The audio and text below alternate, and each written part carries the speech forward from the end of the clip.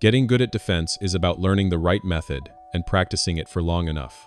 Let's go through the right way to improve your defense, so you can start training it properly and get really good at defense.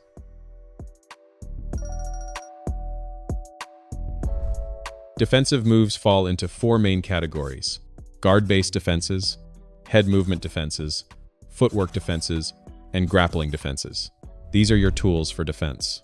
Guard-based defenses include high guards, blocking, parrying, which is redirecting the strike, and leg kick checks.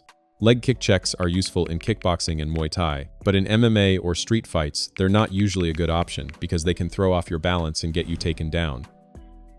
Head movement defenses are the fanciest and hardest defensive moves. These include slips, rolls, and pullbacks. Then there are footwork defenses, step backs, which are the most basic defensive move, side steps, and pivots. Last are grappling defenses. Some well-known ones are clinches, sprawls, and whizzers.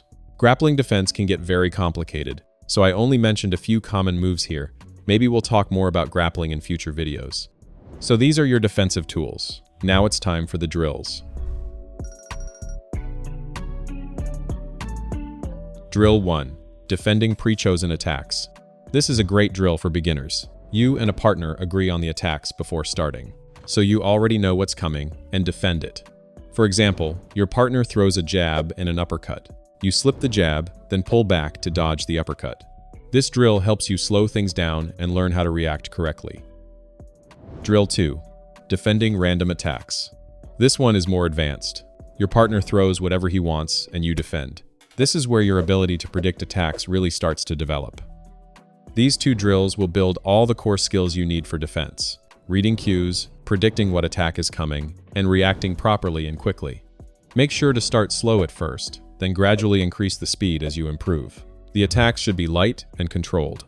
Also, keep your eyes on your opponent's upper chest. This lets you track their whole body using your peripheral vision. That's how you actually get good at defense. Once you get comfortable with defense, you can start adding counterattacks as well.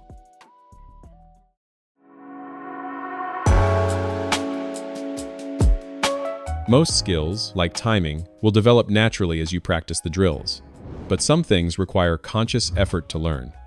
These are: 1. Learning the cues of each attack.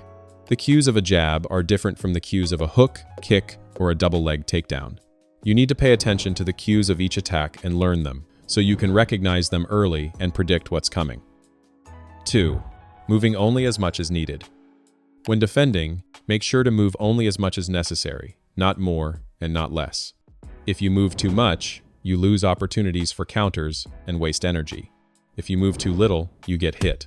So pay attention to how much you're moving and learn to move only as much as needed. 3. Paying attention to your opponent's habits. Fighters have unique habits. If you want to maximize your defense against an opponent, you need to identify these habits and patterns. For example, fighters often have signature moves and combinations they constantly repeat. You need to recognize those patterns. Another example is telegraphing. Some fighters have unique ways of telegraphing their attacks, like lifting their eyes before striking. So if you want to get really good at defense, you need to pay attention to these patterns and habits.